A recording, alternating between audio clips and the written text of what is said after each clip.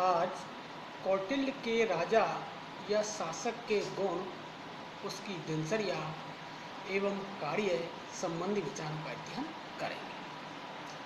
कौटिल्य ने राज्य के 7 अंगों में स्वामी अथवा राजा को महत्वपूर्ण स्थान देते हुए राजा को सर्वोच्च अंग माना है तथा राजा के आवश्यक गुण बताए हैं। उसने राजा के संबंध में ऊंचे आदर्शों, कर्तव्यों तथा उद्देश्यों का वर्णन किया है। कौटिल्य ने अपनी पुस्तक अर्थशास्त्र में राजा के अनेक गुणों के बारे में चर्चा की है, बताया है और कहा है कि वह ऊंचे कुल का हो, राजा ऊंचे कुल का हो, सत्य भाषण देने वाला हो, राजा सत्यवादी होना चाहिए, राजा में धार्मिक भावना हो अर्थात वह धार्मिक हो, धर्म के प्रति उसकी आस्था हो, राजा में देवीय शक्ति हो, वह देवीय बुद्धि हो, उसका लक्ष्य वह उद्देश्य बहुत ऊंचा हो एवं पवित्र हो, उसमें धैर्य हो, उत्साह होना चाहिए, वह इतना शक्तिशाली होना चाहिए कि वह सामंत राजाओं को अपने वश में करते हुए उन पर पूर्ण नियंत्रण रख सके। वह वृद्धजनों की बात सुनने वाला हो, जो समाज के वृद्धजन हैं, बुद्धिमान हैं, उनकी बात सुनने वाला हो, वह सब क्रियाओं में निपुण, दूरदर्शी सोच का हो, उसमें किसी भी प्रकार का दोष या अवगुण नहीं हो, राजा में काम, क्रोध, लोभ, मोह पर नियंत्रण रखने का गुण हो, उसकी बुद्धि बहुत कुशाग्र, तीक्ष्ण हो तथा स्मरण शक्ति, बुद्धि और बल का गुण होना चाहिए। राजा को अपनी इंद्रियों पर पूर्ण नियंत्रण रखना चाहिए। कौटिल्य का मानना था कि सर्वगुण संपन्न राजा मिलना आसान नहीं, कि जो इतने गुण बताए कौटिल्य ने, उसने कहा कि आसानी से इतने गुण हर किसी में नहीं मिलते, ये सर्वगुण संपन्न व्यक्ति मिलना आसान नहीं है। इसलिए राजा को कर्तव्य पालन में सक्षम बनाने के लिए उसकी शिक्षा, दीक्षा और समुचित प्रशिक्षण पर बहुत आवश्यक है। अर्थात कौटिल्य ने राजा की शिक्षा पर विशेष बल दिया है, क्योंकि शिक्षा के माध्यम से ही राजा में विशेष गुणों का भाव पैदा होता है, विशेष गुण उसमें उत्पन्न होते हैं।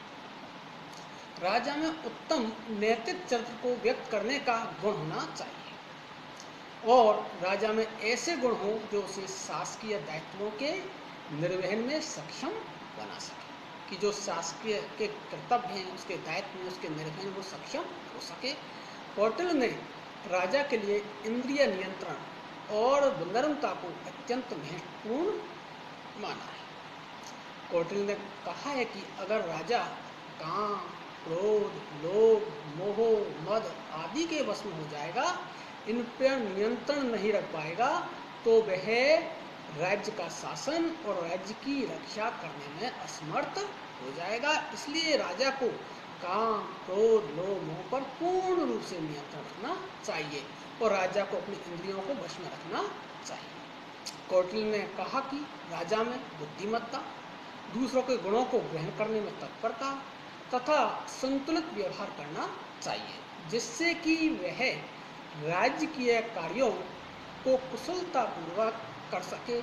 कौटिल्य ने कहा कि राजा को मनोरंजन और आमोद प्रमोद में संतुलित रुचि रखने का परामर्श दिया है तथा संयम से काम लेना चाहिए, कि राजा को संयमशील होना चाहिए। राजा को दूसरे के धन के प्रति लालच या लोभ नहीं रखना चाहिए तथा राजा को धर्म के प्रति निष्ठावान होना चाहिए। प्रजा हित को सर्वोच्च स्थान देना चाहिए, कि राजा का सर्वोच्च जो लक्ष्य, उद्देश्य वो होना चाहिए प्रजाहित, जनता का हित। अधिक सैन्य, मिथ्या व्यवहार आदि कार्यों से बचना चाहिए।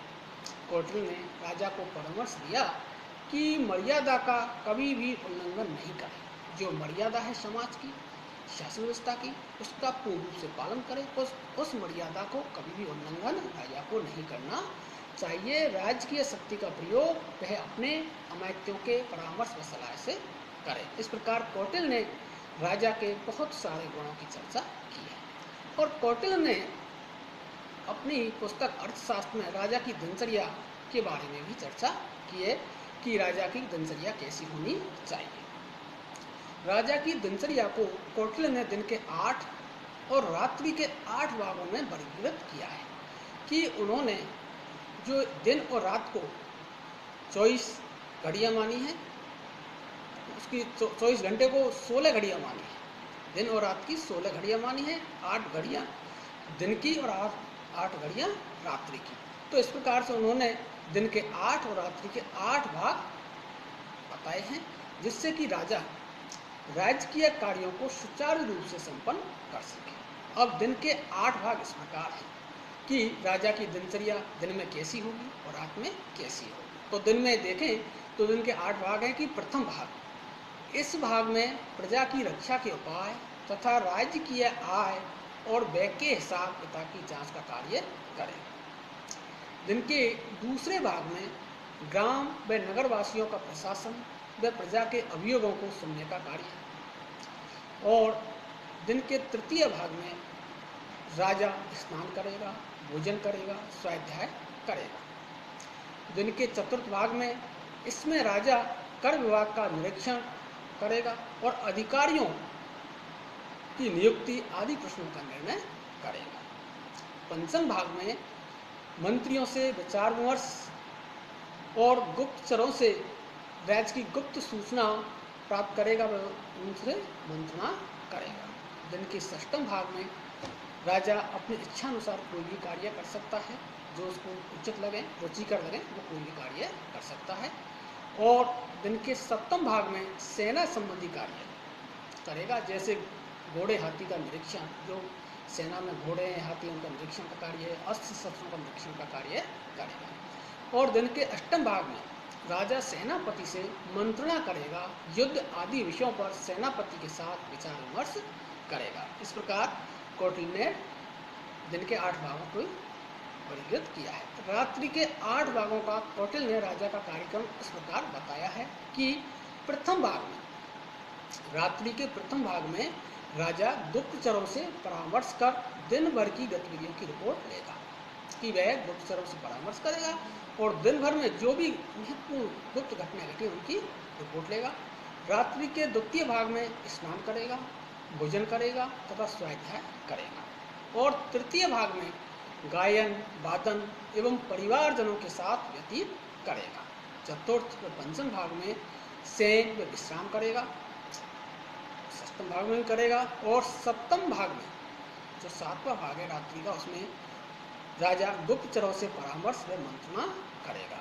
और रात्रि के अष्टम भाग में राजा आचार्यों, पुरोहितों इत्यादि से भेंट करेगा, धर्म विषय चर्चा करेगा तथा अपने स्वास्थ्य व अन्य व्यक्तिगत प्रश्नों पर विचार विमर्श भी करेगा। इस प्रकार राजा की दिनचर्या के बारे में कौटिल्य ने बताया। अब राजा के कार्य एवं कर्तव्य, कि राजा के कौन कौन से कर्तव्य व कार्य हैं। तो राजा का कर्तव्य है कि समाज में वर्णाश्रम धर्म को बनाए रखे तथा समाज में न्याय की स्थापना के लिए दंड की व्यवस्था करे। यहाँ पर दंड का अर्थ सेना से नहीं है, बल्कि अपराधी को दी जाने वाली सजा से है। समाज और सामाजिक व्यवहार दंड पर ही निर्भर है। अगर दंड की व्यवस्था नहीं होगी तो समाज में अव्यवस्था फैल जाएगी।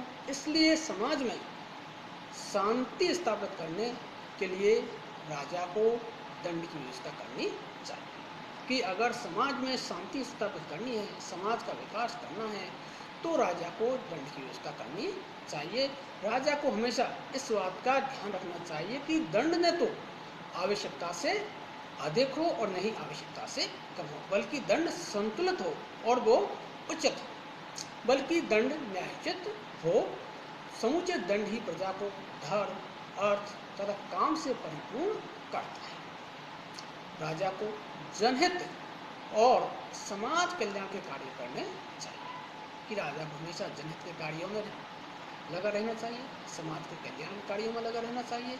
राजा का यह कर्तव्य है कि वह अनाथ व्यक्ति हैं, वृद्ध हैं, असहाय हैं, रोगग्रस्त हैं, व गरीब लोगों के पालन पोषण की व्यवस्था करें। ये राजा का कर्तव्य है, ये राजा का कार्य है। असहाय गर्भवती महिलाओं और उनके बच्चों के भरण पोषण की उचित व्यवस्था करें।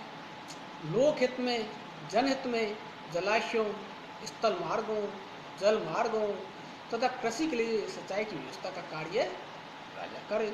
राजा राज कार्यों के सफल संचालन के लिए अमात्य, सेनापति व प्रमुख कर्मचारियों की नियुक्ति करें तथा इसके कार्यों का निरीक्षण करें।